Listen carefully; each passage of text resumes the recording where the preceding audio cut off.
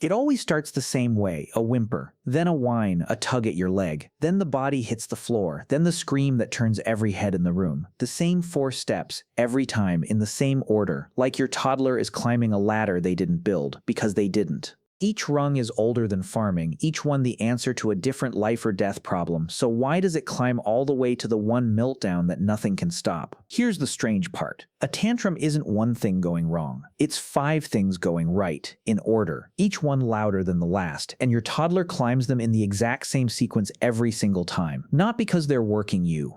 Because 100,000 years ago, every rung on this ladder kept a small human alive. Start at the bottom. Level 1 is almost nothing. A whimper, a fuss the second you set them down and step 2 feet away. Modern parents read it as clingy, but picture that same moment on open ground, where a toddler set down and left alone was the easiest meal on the plane. Distance from an adult wasn't an inconvenience. It was the single most dangerous thing that could happen to a body that small. So the whimper isn't a complaint, it's a homing signal. The oldest one we've got, come back. It's quiet, it costs nothing, and for most of human history it worked on the first try. The trouble only starts when it doesn't. Because an unanswered signal doesn't just stop, it climbs. Level 2 is the same message with the volume turned up. The whine, the grab at your leg, the word up repeated like a countdown. You didn't answer the quiet version, so the signal does the only thing an unanswered signal can do. It gets louder. This is the part that makes you feel worked, tested, manipulated. You're not. A 2-year-old has no strategy here. They have a call that didn't land, and a body built to escalate until it does. Every parent who's ever hissed "I already said no" is standing at the bottom of a ladder their kid is already halfway up, and the next rung is the one everyone remembers. Level 3 is the floor. The back arches, the knees give out, and 40 pounds of toddler turns into what feels like 200. Parents even have a phrase for it, "he went boneless," and they say it like it's defiance. It isn't.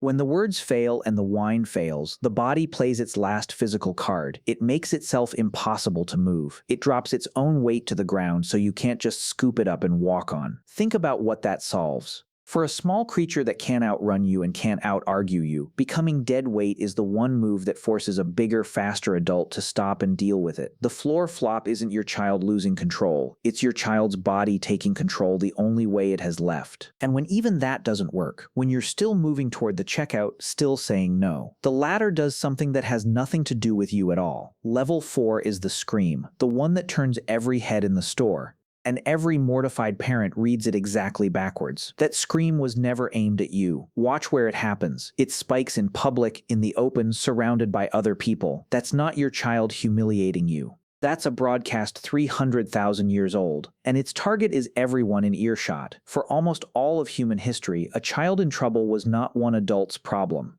Anthropologist Sarah Hrdy calls us cooperative breeders. Among the Ake of Central Africa, a baby has around 14 regular caregivers, and by 4 months old is held more by those others than by its own mother. A toddler in distress screamed to summon the whole band, not one parent. The scream still fires exactly as designed. It's the world it was designed for that vanished. You're standing in a checkout line being asked to be an entire village by yourself. Which brings us to the top rung, the one that breaks parents. Level 5, the tantrum gone past the point of no return. You've picked them up, you've said yes, you've handed over the exact thing they screamed for, and they scream harder. Nothing works, because there's nothing left to work on.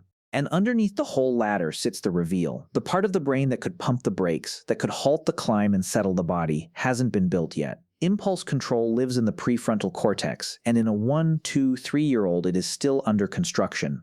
The ability to stop your own feeling on purpose doesn't arrive until somewhere past the toddler years at the earliest. At level 5, your child isn't refusing to stop. They physically cannot. The brakes are missing from the vehicle, and evolution left them out on purpose. Because for 2 million years, the child never needed brakes of its own. The band was the brakes. A dozen hands, a dozen laps, someone always fresh enough to take the screaming one so the mother could breathe. So this is what a tantrum actually is. Not misbehavior, not a discipline problem. A 5-rung survival system, fully intact, firing perfectly on time, into a world that deleted the one thing that ever made it survivable. Your toddler still has the whole ancient ladder. What they don't have is the village that used to be standing at the top of it, waiting. That missing village isn't your failing. It's an arrangement every human parent before the last few centuries would have found unimaginable. One adult, alone, at the foot of a ladder built for 20. The scream in the cereal aisle isn't broken, it's just calling for people who aren't there anymore. So next time you're down on that grocery store floor, watch the climb. You'll see all 5 rungs, and you'll know exactly which life or death problem each one was built to solve. That's the whole difference between a parent fighting the meltdown and a parent who can finally read it. Subscribe, and we'll keep handing you the ancient reasons hiding inside the hardest parts of a very modern day.